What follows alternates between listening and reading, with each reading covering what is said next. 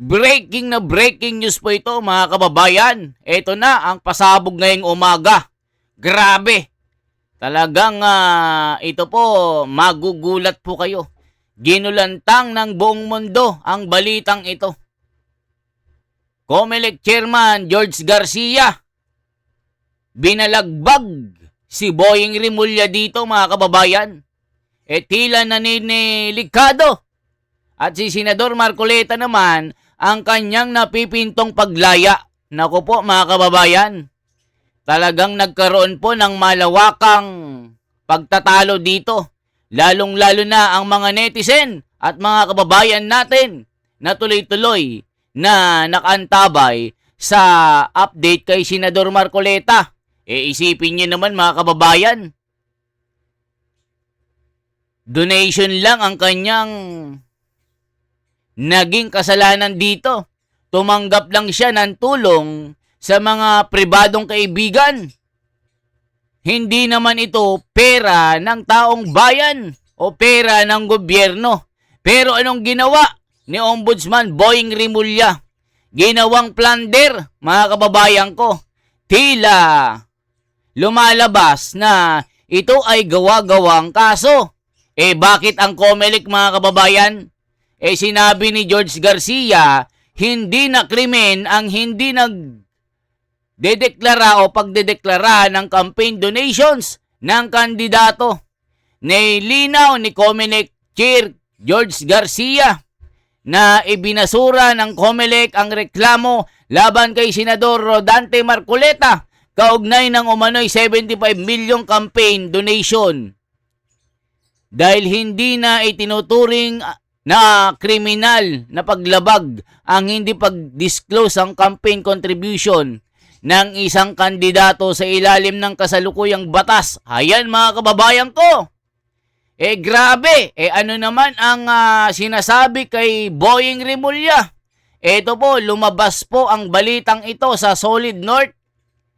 Kay Mel Jeta, kung di ako nagkakamali, ito po ang sabi. Nako po, naninilikado. Kita nyo naman si Senador Marcoleta. Naglabas na naman ng panibagong warrant of arrest laban kay Senador Marcoleta.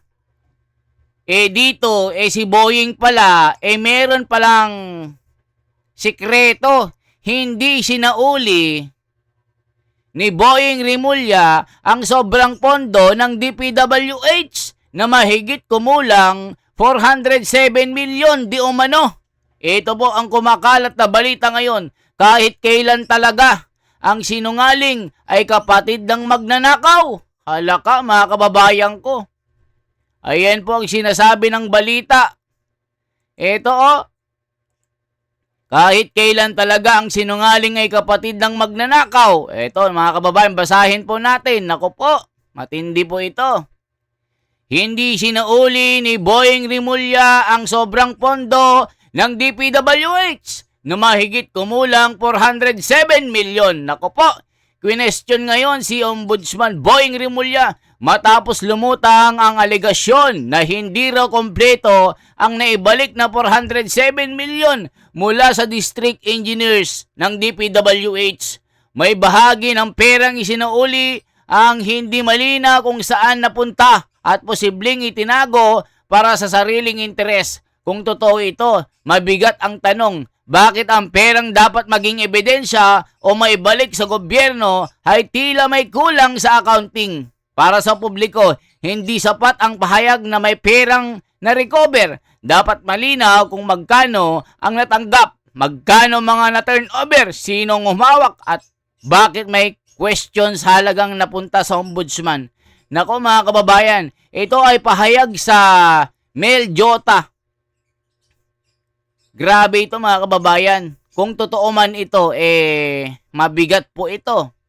Samantalang kay Senador Marcoleta, donation lang, ginawang plunder. Pero kay Boying Rimulya mga kababayan, hindi nagsauli.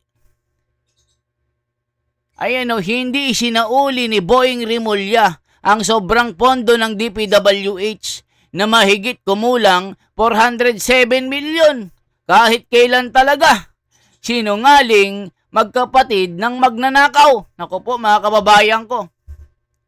Matindi po ito mga kababayan, di ba? Kawawa naman si Senador Marcoleta. Kasi nga, hindi nila mapatahimik ang bunganga mga kababayan. Di ba? Kayo, ano masasabi nyo? Si Mike Defensor, sa kayong isang nag-donate kay Senador Marcoleta ng 75 million, ikinulong.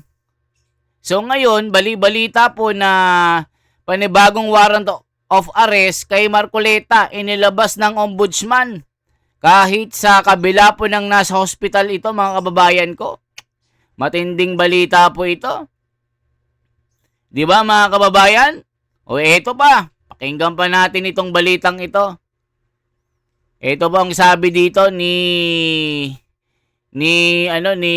Garcia. Basahin lang po natin. O ito po kay Attorney Topacio. Ang sabi ni Attorney Topacio, tinulig sa ang pangungutya sa pagkaaresto ni na Senador Marcoleta at ex-Kong Mike Defensor. Naglabas ang pahayag si PDP Laban Deputy Spokesperson Attorney Ferdy Topacio kasunod ng pangungutya ng ilan matapos maaresto sina Senador Rodante Marcoleta at dating Kong Mike Defensor sa kasong plunder.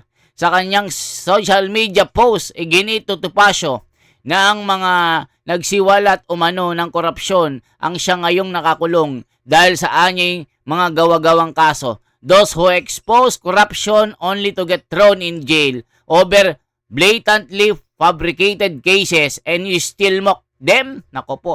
Ang mga naglalantad ng korupsyon ang siyang kinukulong dahil sa hayagang gawa-gawang mga kaso at kinukutya pa ninyo.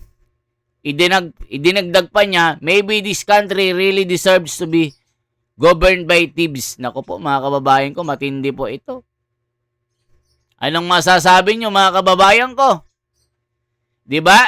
Yung mga nasa listahan po ng mga Marines, tapos si Erwin Tulfo naman mga kababayan, may banat. Magre-resign daw di umano ito pag nakita ang kanyang pangalan na nakalista sa libro ni Cabral. Siya daw ay magre-resign agad. Ang sabi naman ni Baligod mga kababayan, maraming mas sikat at matatalinong news personalities kaysa sa iyo pero hindi sila nakapag-ipon ng 400 million. Nako po, saan kaya kinuha ni Erwin Tulfo ito? Wala ka bang ginastos sa lahat ng kinita mo at inipon mo lahat? Aba ay mas makunat ka pa sa pinakakuripot na Ilocano. Seryoso, sinungaling ka daw sabi ng mga kapitbahay mo dyan sa Green Hills. Nako po mga kababayan, matindi po ito. O ito pa ang balita mga kababayan. Panoorin po natin. Meron ako ipapakita sa inyo ang kalagayan ni Senador Marcoleta. Ito po. Sa iba naman balita, tinitignan ngayon ng PNP Health Services kung kailan mailalim sa medical rehabilitation si Senator Rodante Marcoleta. Samantala, naisilbi na rin sa senador ang isa pang panibagong arrest warrant ng Sandigan Bayan. Karagdagang detalye sa live report ni Vic Somintak. Vic. Ali, hindi pa madidischarge sa Philippine National Police General Hospital si Senador Rodante Marcoleta. Ayon sa pahayag ng PNP Health Service, mayroon pang mga resulta ng laboratory at mga medical examination ang hinihintay kay Senador Rodante Marcoleta. Kaya mananatili pa rin siya dito sa PNP General Hospital. Hindi pa makakalabas ng Philippine National Police General Hospital o PNP-GH si Senador Rodante Marcoleta dahil patuloy na inobserbahan ang kanyang medical condition. Sinabi ni Dr. Lieutenant Colonel Bellany Bayani ng PNP Health Service ng PNP-GH na maliban sa mild pneumonia, degenerative disc disease, nakita sa laboratory test na mataas ang antas ng kanyang bad cholesterol. Ganon din hinihintay ang resulta ng 2D echo para malaman ang kondisyon ng kanyang puso. Sa ngayon po, nag-aantay pa rin po tayo ng official result po ng 2D echo. Yung mga laboratories na po, meron na po tayo. And ang findings lang po natin doon is dyslipidemia. So for now, yung 2D echo na lang po, yung official result na lang po ng 2D echo. Yung inaantay po na. Ayon kay Dr. Bayani, nakapagsumiti na ang PNPGH sa Sandigang Bayan ng initial medical report ni Senador Marcoleta para sa evaluation ng anti-graft court na nag-issue ng arrest warrant ang senador sa kasong plunder at indirect bribery. Diliwanag ni Dr. Bayani na sa sandaling lumabas na ang lahat ng laboratory at medical test ni Senador Marcoleta, hihintayin na magiging rekomendasyon ng rehabilitation doctor ng PNPGH kung isasailalim ang senador sa medical rehabilitation. Nag-aantay pa po tayo ng mga laboratories, mga further exams pala. Sorry, laboratories meron na further exams po sa kanya. Dahil may mga And further assessment po. Hindi naman, although inaano po namin, advice namin for bed rest, pero hindi naman po siya yung sa kung critical condition ng gusto niyo malaman. Hindi naman po. Binigyang diin ni Colonel Bayani na Sandigang Bayan pa rin ang magdidesisyon kung ano ang gagawin kay Senador Marcoleta sa sandaling matapos na ang comprehensive medical examination ng PNPGH sa health condition ng mambabatas. Idinagdag ni Dr. Bayani na hindi naman nakaapekto sa kondisyon ni Senador Marcoleta ang nangyaring brownout sa PNPGH dahil sa pagputok ng power transformer sapagkat mayroon namang backup na generator power supply ang hospital. Samantala, kinumpirma ni PNP-CIDG NCR Director Colonel John Giagi na naisilbi na ng Sandigang Bayan Sheriff ang arrest warrant kay Senador Marcoleta at dating Congressman Mike Defensora sa paglabag sa Presidential Decree 46 o pagbabawal ng pagtanggap ng anumang regalo, cash o in kind na isang bailable offense. Kagabi ay naglabas ng media advisory yung Sandigan Bayan, no? That arrest warrant was issued by the 4th Division for the violation of PD 46 against Michael Defensor and Senator Rodante Marcoleta.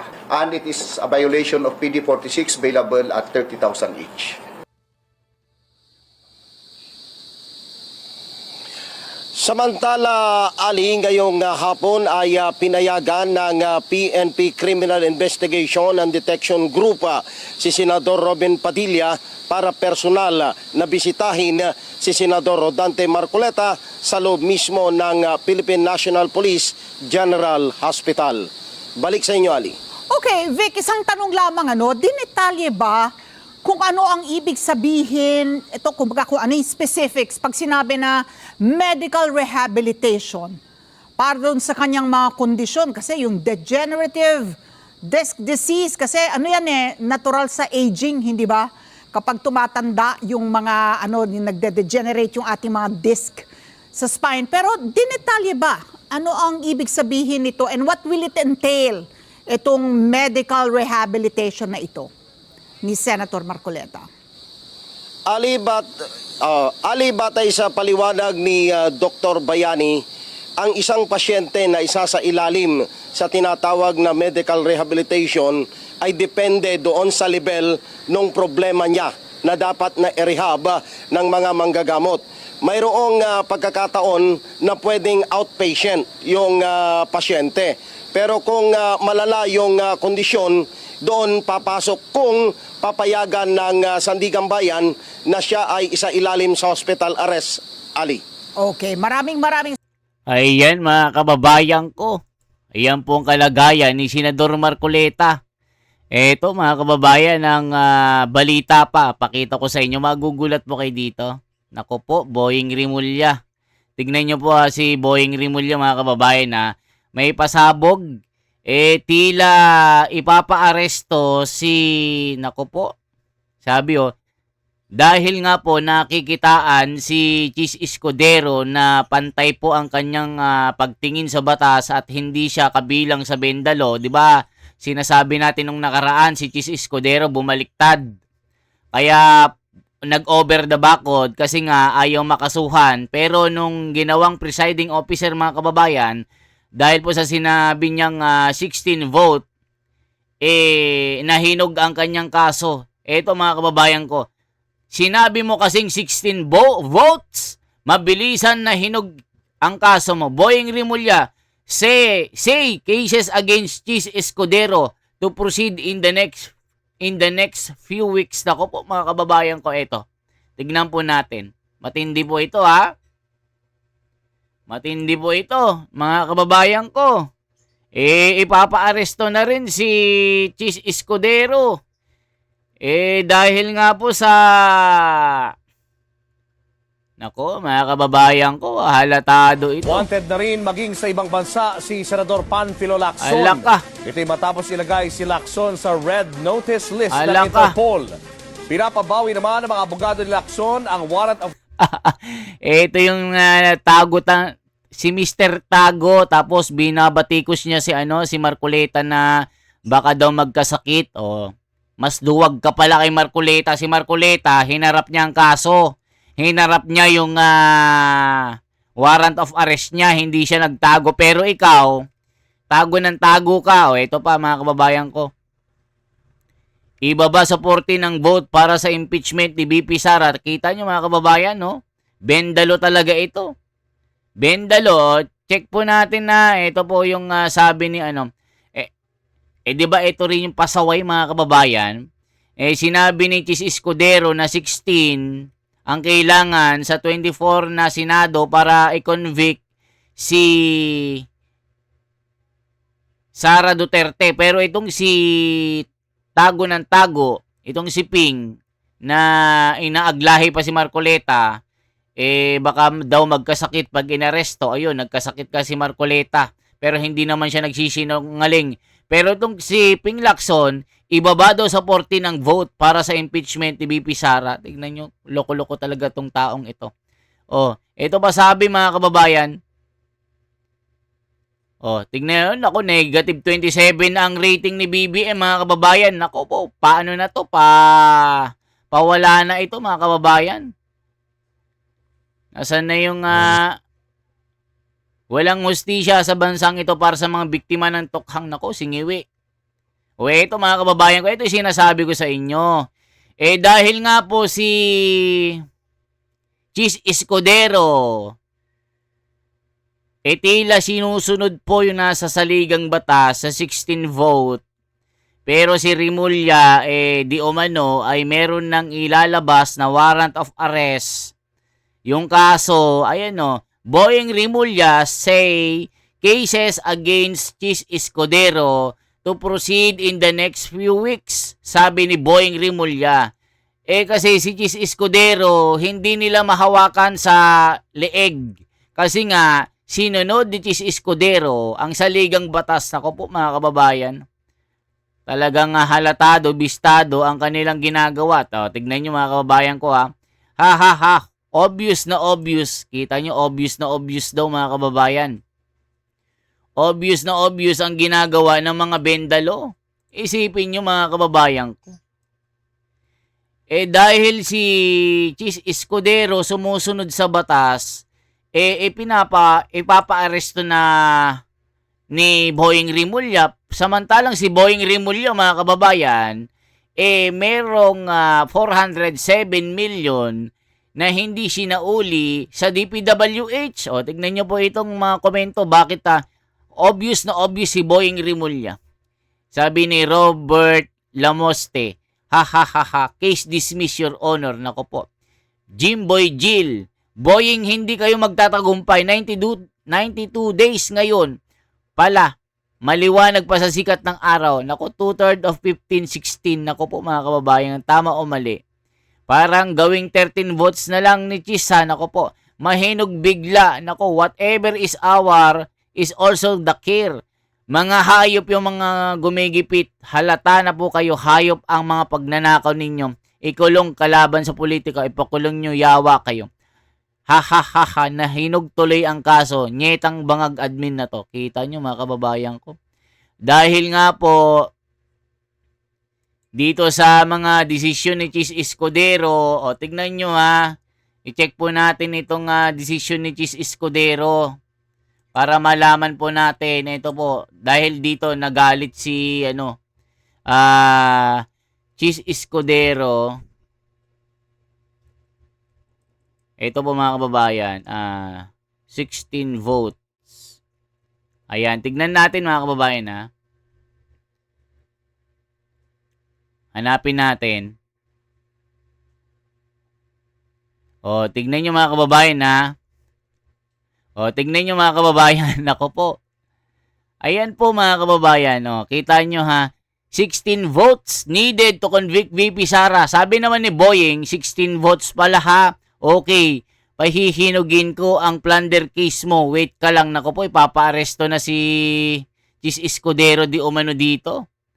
Nako, yari. Ayan o. 16 votes ng Senado para ma-impeach si VP Sara. Pinilagan ni Rep. Senda niya. Talagang bobo ang mga to, no? Itong mga kupal na mga bendalo, ano? Ayan o. Escudero, 16 votes needed to convict VP Sara. Eh di nasayang lang ang effort ko na ipakulong si Jinggoy at Marcoleta. O eto po. Panoorin po natin, game over na to. Yari, game over na. Yari yan, Chis Escudero naharap sa 586 million of plunder case. Naku po, presiding officer nagnakaw ng 586 million. Naku po mga kababayan, sabi ni Yeah.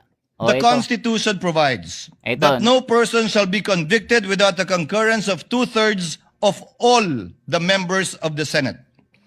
With 24 members of the Senate, a literal interpretation of this means that conviction requires the affirmative vote of at least 16 senator judges.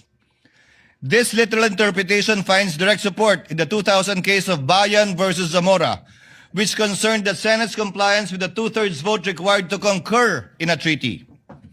Despite having only 23 incumbent senators at that time, then Senator Gloria Macapagal Arroyo was elected as Vice President. Therefore, there were only 23 senators.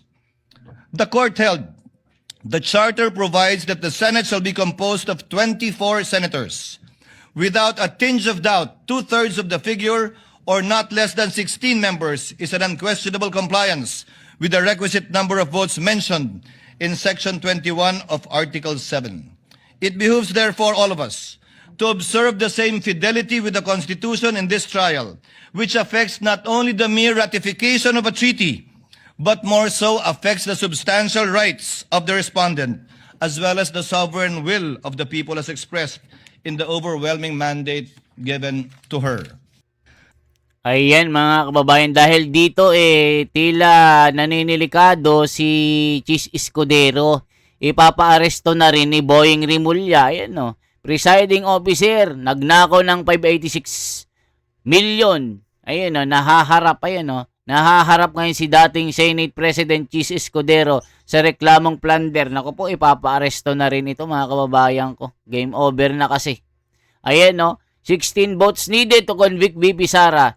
Dinasayang lang ang effort ko na ipakulong si Jinggoy at Marcoleta. Ayan mga kababayan ko. Kaya naninilikado. Halatadong bistado. Talagang gusto nilang ibendalo. Dahil nga po si Senador Marcoleta pinakulong, si Jinggoy pinakulong. Si Chis Escudero ngayon ang naging presiding officer sa VP Sara impeachment. Sinabi niya 16 votes ang kailangan para makonvict si Sara, pero si Boying nagagalit na di umano. Nilabas na ang kaso at tila pinapahinog at gagawin na ring arestuhin si Chis Escudero, parang Jinggoy at Marcoleta. Okay na dito mga kababayan. Kayo nang humusga dito. Sino ang tunay na bendalo? Sino ang mga magnanakaw? Talagang ginigipit nila yung mga nagsasabi ng katotohanan dito. Magkomento kayo mga kababayan. Shoutout sa mga kababayan natin na tuloy-tuloy na nakasuporta kay Ma'am Mirna Aura. Salamat sa donation nyo sa comment section. Laging nagdo-donate 320 yen. Ang dami ng 320 yen yan. Siguro nasa 10 na yata.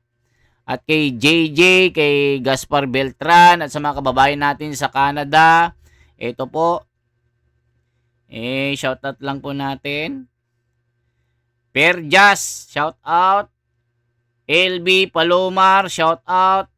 Mga kalabas si Marcoleta, shout out. Ayun, shout out sa inyong lahat. Mabuhay po at yan lamang po ang ating pasabog. Salamat po.